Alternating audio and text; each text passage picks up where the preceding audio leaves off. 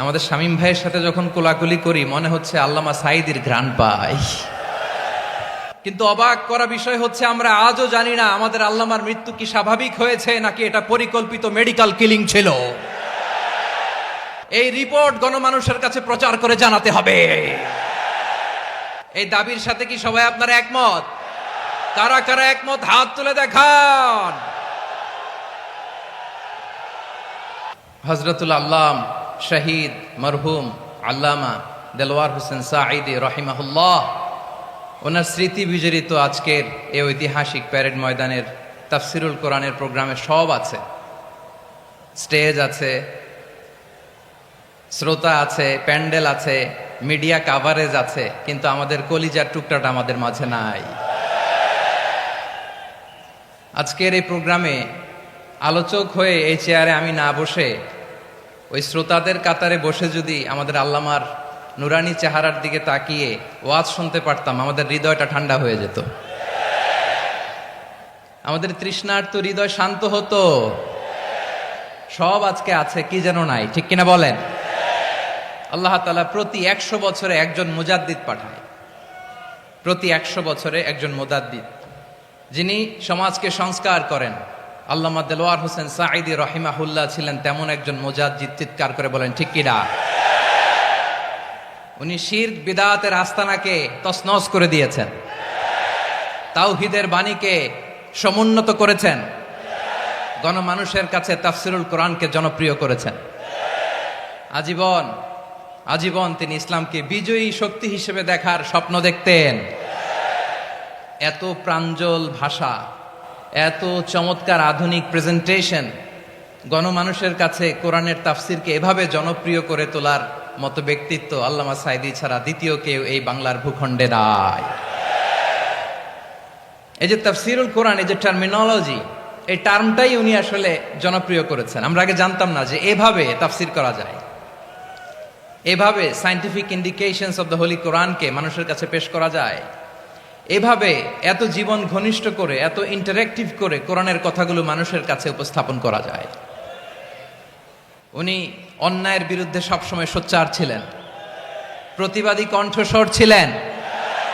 ওনার আলোচনা শুনলে দেহের রক্ত টকবক করে ফুটতে থাকতো।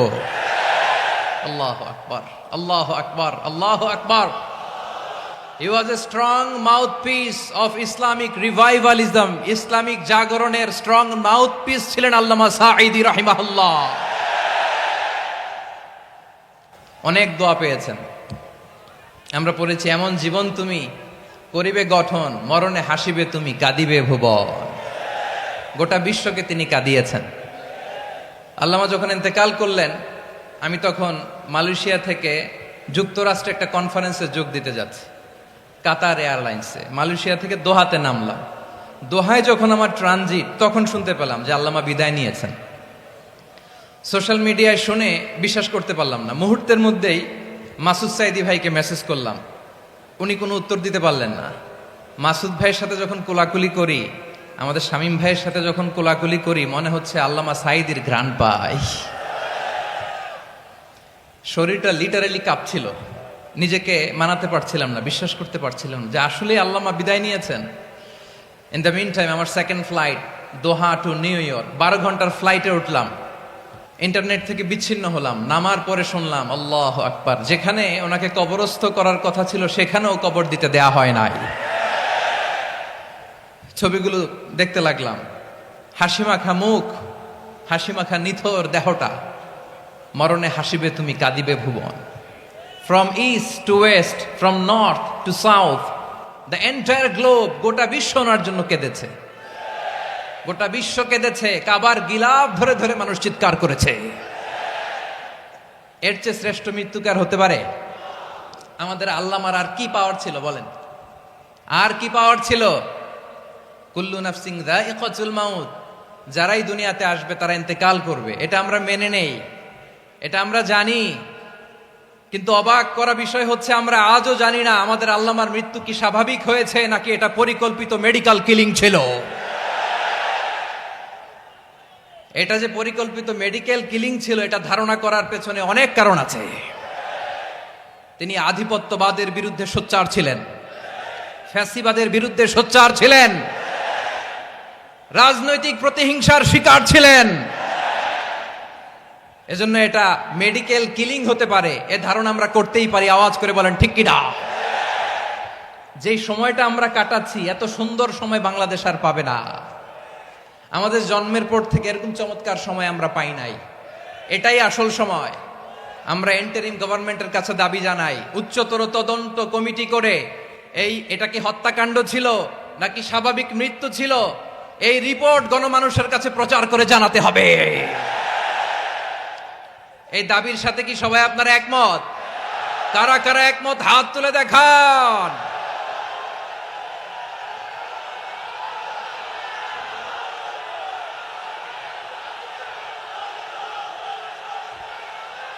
আমার প্রিয় ভাইয়েরা, প্রিয় চট্টলাবাসী, আল্লাহ তাআলা তার এই মুখলেস গোলামকে তার জান্নাতুল ফেরদাউসের মেহমান হিসেবে কবুল করুক।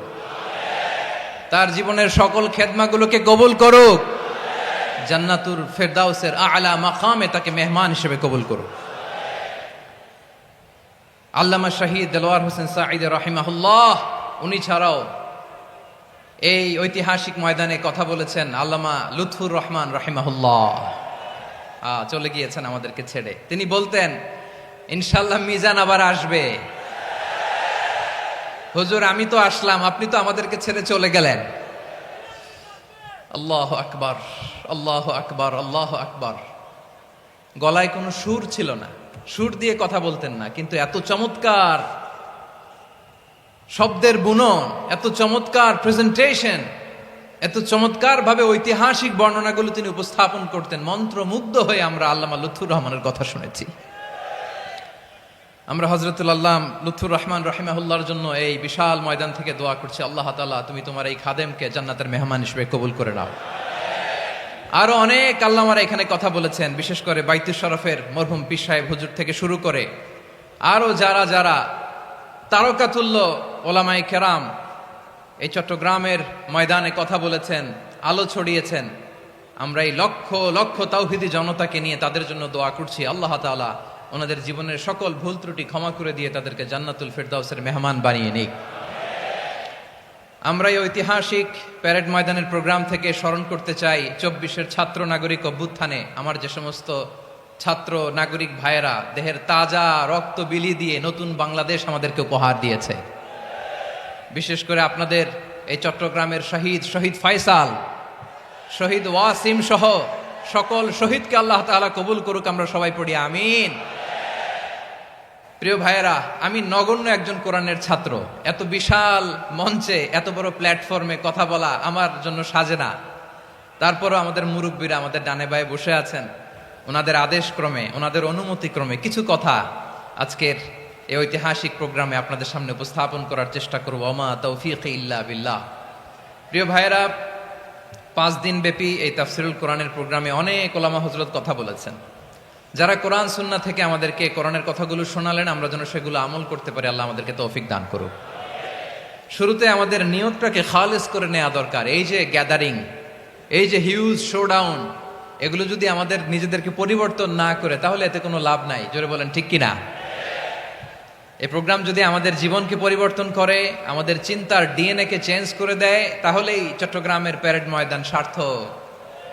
আসুন আমরা চিন্তাকে খালেস করে নেই। আমরা সবাই নিয়ত করি যে যতটুকু কথা আমরা কোরআনের আলোকে শুনবো, আমলের নিয়তে শুনবো ইনশাআল্লাহ। বলেন সবাই।